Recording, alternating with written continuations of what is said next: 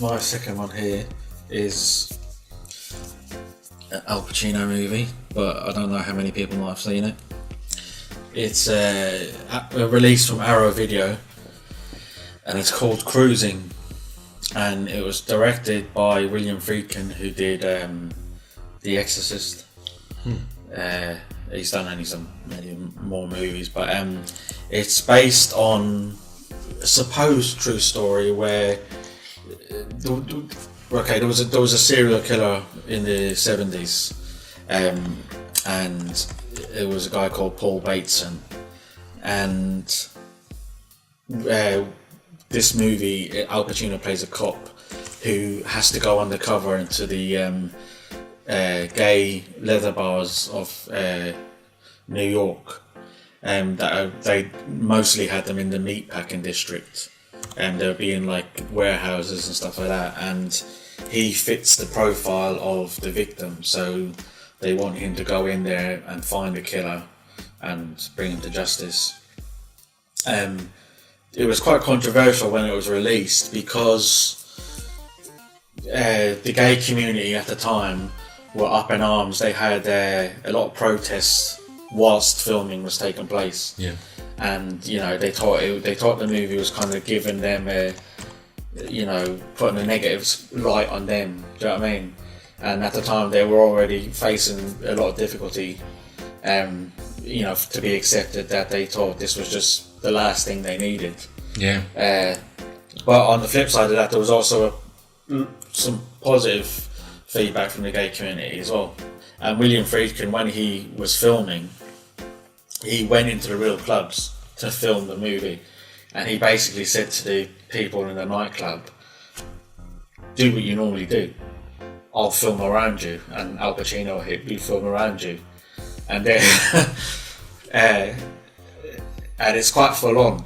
So he said, I think he was probably thinking like, maybe just a little bit, tone it down a little bit, because otherwise, the rating be more than 18. It's quite fun. But the story is like, it's quite a good suspenseful thriller. It's also got Karen Allen, who was in she was in Indiana Jones Raiders of the Lost Ark, the one who plays Marion, and Paul Sorvino from Goodfellas. Miro Sorvino's father. Yes. Yeah.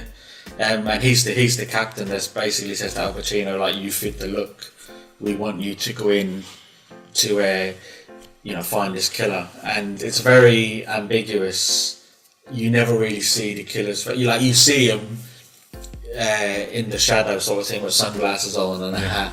And it's very ambiguous. Like I'm not going to say the ending, but even by the time the movie's finished, even the way it ends, it's kind of left to you for you to make up your own mind about who the killer is. Crime, drama, mystery. Yeah, there was around 30 minutes cut from the movie that have been lost, and the 30 minutes that were cut from the movie or thereabouts, a lot of it was from footage inside the clubs. So make of that what you will.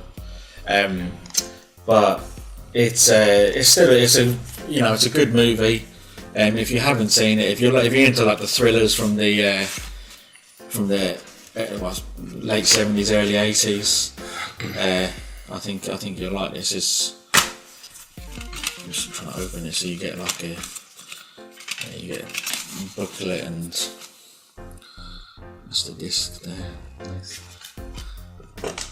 And so, it's just a slightly different cover to what's actually on the slipcase. Yeah. But yeah, Al Pacino is very good, man. The interesting thing about this though is, so this was based on a series of murders that were occurring in New York, and the guy that they based the murders on, who was actually arrested for the murders, he played in like an extra role in The Exorcist. Oh. He was in that movie. That's when Linda Blair's character goes to get an X-ray. He was the guy operating the machine. I think in one of the episodes we you spoke about this. Yeah, that's the movie I was talking about. Oh, interesting. Yeah. Yeah. And yeah, so that's who they based the killings on. The movie was based on those killings. He was basically taking men back home and chopping them up and then throwing the bodies. Yeah, the French Connection is also a second name of the movie. Or? No. French Connection is just another movie that William Friedkin made. Okay. Yeah, this is totally different. Because I can see at the back that it says in brackets The Exorcist, comma, the French Connection. Yeah, I think it's just saying that because he is the director of that. But yeah, it's quite a good thriller. 1 hour 42 minutes, 6.5 rating in IMDb. Yeah. 1980. It does say on the back contains strong sex and violence. So if you're a bit of a prude, you may not want to watch it, but it's a very good movie, and I recommend it. So that's Cruising. Yeah.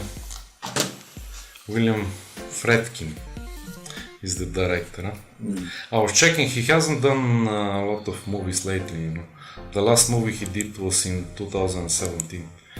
The director. Yeah. Yeah, it's been a while since he done a film.